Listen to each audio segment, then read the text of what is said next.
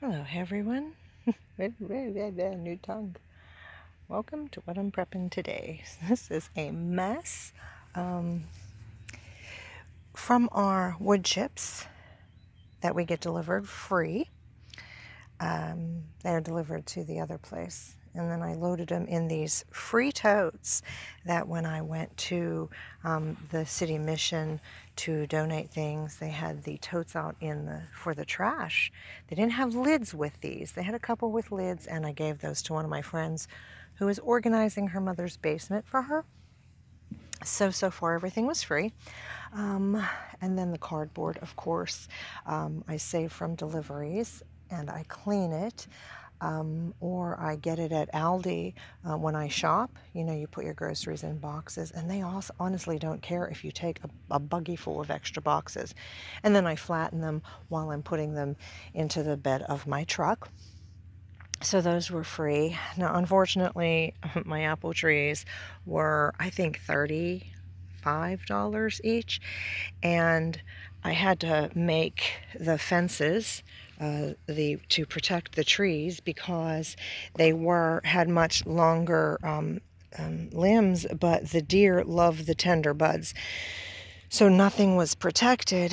So then I had to go ahead and make the big, I call this goat fence. I don't know what anybody else calls it, but it's a 2x4 grid of galvanized metal.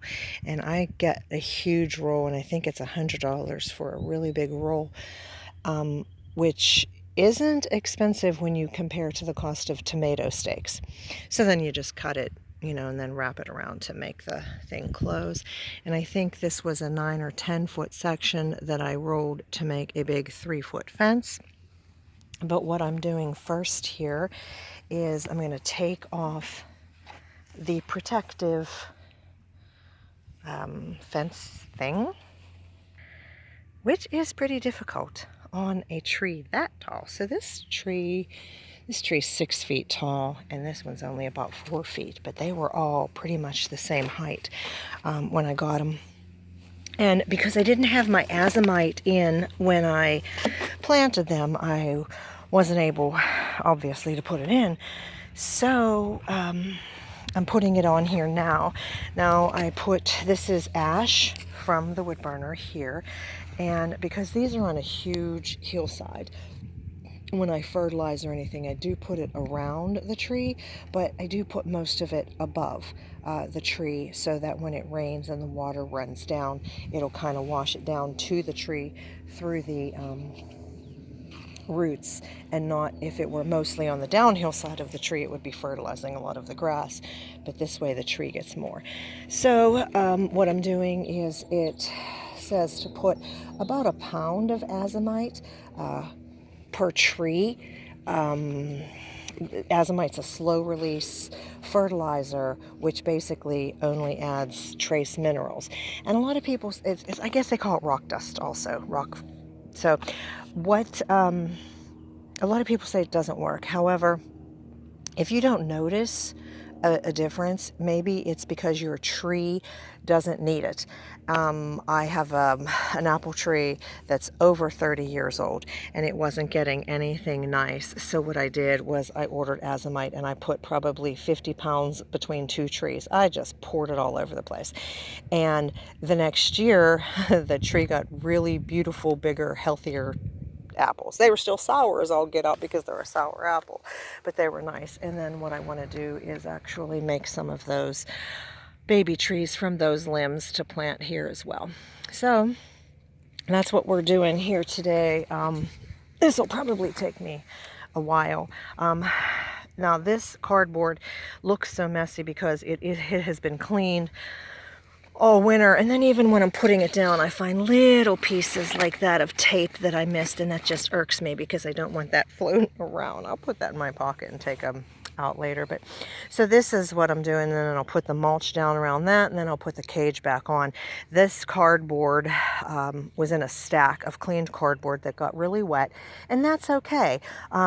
when it's really wet like that, you can still use it. It doesn't look as pretty, but if you're just covering it up with mulch, it's not going to matter anyway. And I kind of prefer it like this because it's aged. And then when the worms start eating it, then it's, I don't know, maybe broken down for them a little bit sooner. So then I will be back and show you what this looks like when it's done. And here it is, finished. Not forever, but for the day. I wasn't satisfied with the way I left it. However, almost didn't make the video, but decided that you might appreciate imperfection. Anyway, see how the far side is wider? That happened because I started on this side and I wasn't sure how much cardboard I'd have. And I do plan to come back and even it out. And as you can see, I don't know if you knew that this was the plan, and I didn't know if I was going to be able to do this today or not. I thought I might just, do all 3 trees or 4. I thought I might have enough for 2. I ended up having enough cardboard to do 2 trees and between 2 trees. And the reason I chose to do that that way is because the intent is to have all this mulched between all of the trees to keep the grass down. You can see the hillside here, how it slopes. It's not fun cutting grass on here. And I mean, we've got trucks that we can traverse this with because of the 4-wheel drive, but it's nerve-wracking to cut the grass, and so I want to make it so that it's a lot easier. And then even over there, the future plan in front of the caterpillar hoop house is to step that off with some step gardening and maybe put our other hoop house down below that one. But anyway, this is it. This is what I prepped today, and I'm satisfied with what I accomplished today. However, I do have to get back home and take care of Fred. So that's it for the day, and let me know if you like this idea, or if you've, and remember, I get the cardboard free. Aldi makes it easy, but I used to be able to go behind stores and take the cardboard out of their cardboard dumpster. They don't care, because once their cardboard dumpster is filled, they have to throw the cardboard away. It's not recycled, and then they don't have any room. So they actually, some stores, I would say it's better to ask, but honestly, I don't think you should ask. If you ask, they're going to say no because they knew you were going back there, and then it's maybe a liability to them if you get injured. So I would just go, if I don't climb in a dumpster, if the cardboard is sticking out, I would just grab it. And I unfortunately don't have the shoulders to do that anymore, so I'm not able to. As a matter of fact, getting this fence back on required somebody with working shoulders. I wasn't able to do that myself either. So what I will do is have my husband fill up the empty totes when he comes home, load them in my truck. The buckets are easier to carry than the totes. I can't lift the totes once they're full. And yeah, I hate being weak. But anyway, I will complete this section. I may end up put a line in there, to make it nice and even so it looks even better.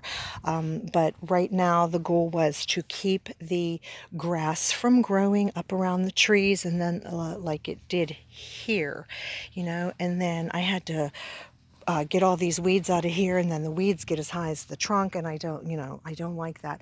So this way, also when you put in moist, mulch, and cardboard, it actually keeps the trees moist. So even if you do suffer a little bit of a drought, you don't have dead trees or trees that show much signs of drought. So that's it, and I'm done for today.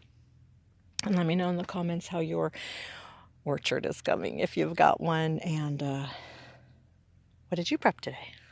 Be blessed, everyone.